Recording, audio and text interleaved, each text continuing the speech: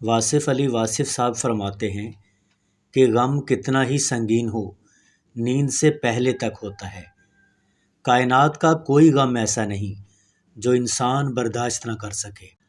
مرنے کے بعد زندہ ہونے کی خوشی صرف اس شخص کو ہو سکتی ہے جو اس زندگی میں کوئی کام کر رہا ہو، اور جو اس زندگی میں کوئی کام کر رہا ہو اسے مرنے کا کوئی خوف نہیں۔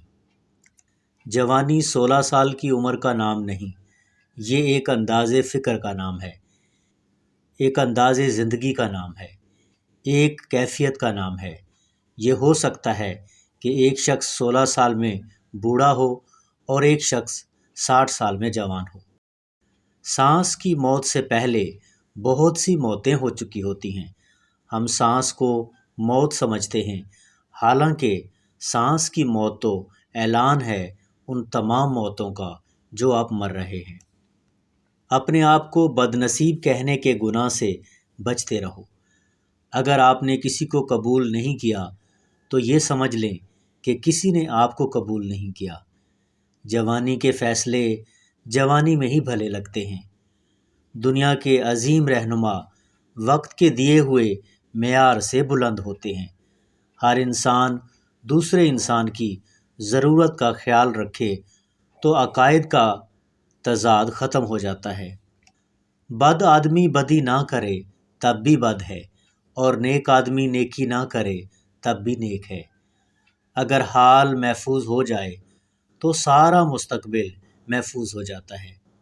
یہ نہ پوچھو کہ وہ حق سے محروم کیوں ہوا، تم یہ دیکھو کہ تم نے حق سے زیادہ کیوں حاصل کر لیا۔ تیرا حاصل ہی اس کی محرومی بن گیا۔ دراصل سورج نہ کہیں سے نکلتا ہے اور نہ کہیں ڈوبتا ہے۔ اس زمین پر ہونے والا یہ سفر ہمارا پہلا سفر ہی در حقیقت ہمارا آخری سفر ہے۔ گزرا ہوا وقت گزرتا ہی نہیں ہے۔ آج بھی ہم دن مناتے ہیں اور اس دن کو آج کا دن کہتے ہیں، حالانکہ وہ کل کا دن تھا۔ اگر غریب فاقے سے مر رہا ہے تو امیر یقیناً بدہضمی سے مرے گا۔ خواب کو حقیقت مان لیا جائے تو تعبیر کی حقیقت ایک اور خواب بن کر رہ جاتی ہے۔ اگر جوانی میں انسان اپنے مستقبل کا خیال رکھے تو بڑھاپے میں حسرتوں کا شمار بہت کم ہو جاتا ہے۔